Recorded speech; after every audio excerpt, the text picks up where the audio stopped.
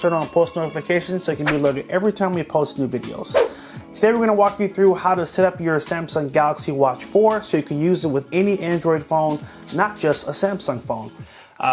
The first thing you'll need to do obviously is take your watch out and make sure it's turned on by holding the button on the top right here. It should take you to this welcome screen. On your Android phone, you're going to go to the Play Store and you'll do a search. Just type in Galaxy Wearable app and download this app right here. It's the Galaxy Wearable app. You're going to open it and hit start. Once it downloads, it will begin to scan for your watch. It may ask you to turn on some different settings like Wi-Fi and Bluetooth. So if you get those pop-ups, make sure you turn that on.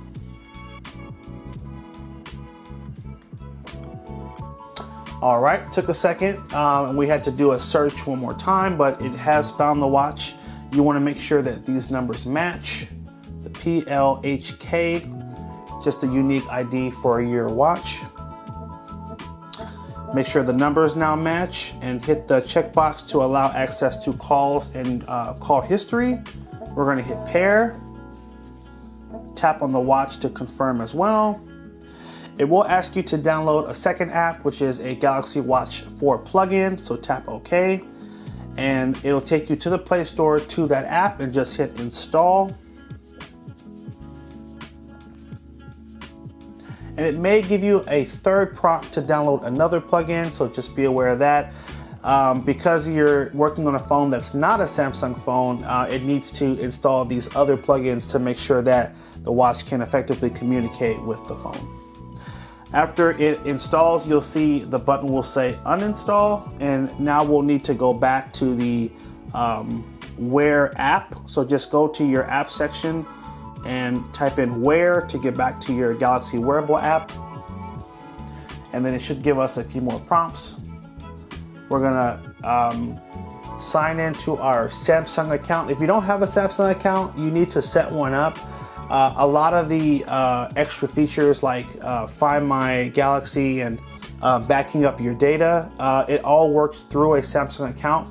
It is free to set it up, and you'll definitely want to have this on your phone because without it, again, you'll be missing some of the key features of the watch. So if you don't have one, hit sign in. If you do have one, hit sign in. And this is where you can set up your account quickly and then keep moving through the setup.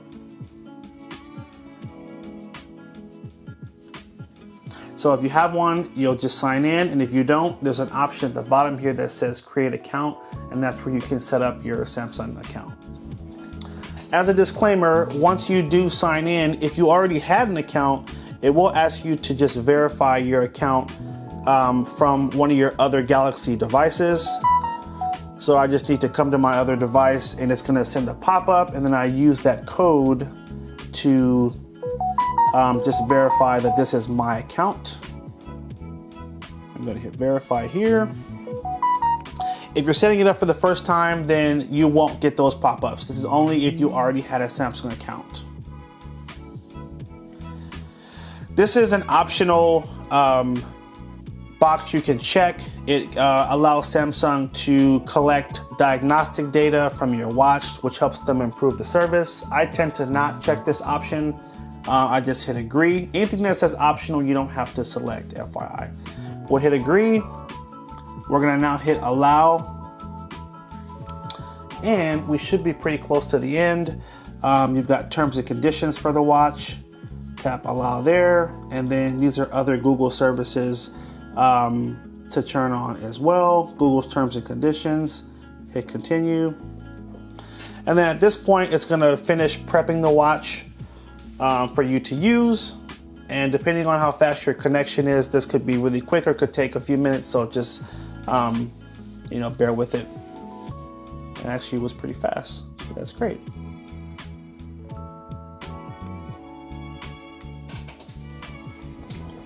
All right, next you need to select your Google account. So just verify it has the right Gmail account for you and then hit continue. If you want to use a different Google account, just tap on choose another account below here. I'm going to use this account. Now remember, the Watch 4 has new integration with Google and a new layout, so that's why it needs to link together with your Google account. You can also restore from a previous backup if you had another Galaxy Watch. I'm gonna, I'll skip it because I want to see how it sets up brand new.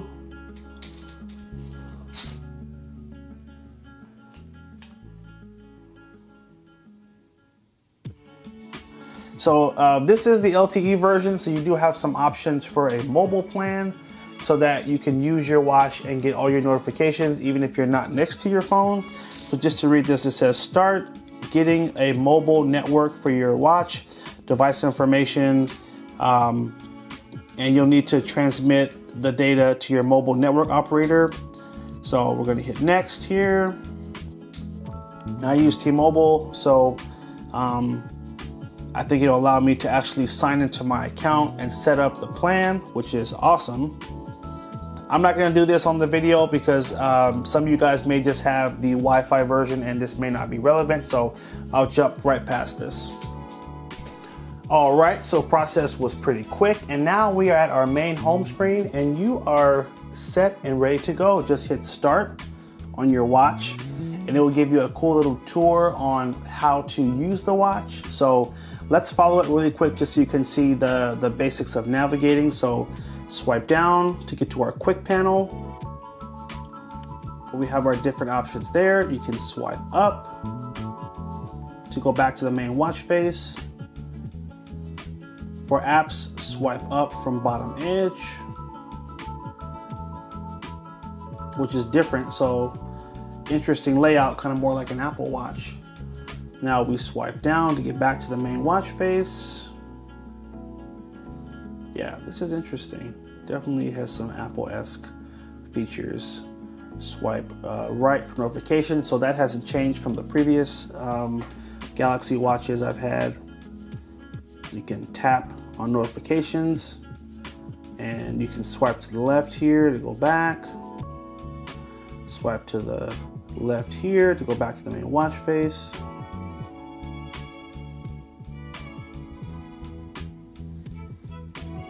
So it doesn't want to read my swipe here. There we go. And now we can swipe left again from the home screen to get to our different tiles.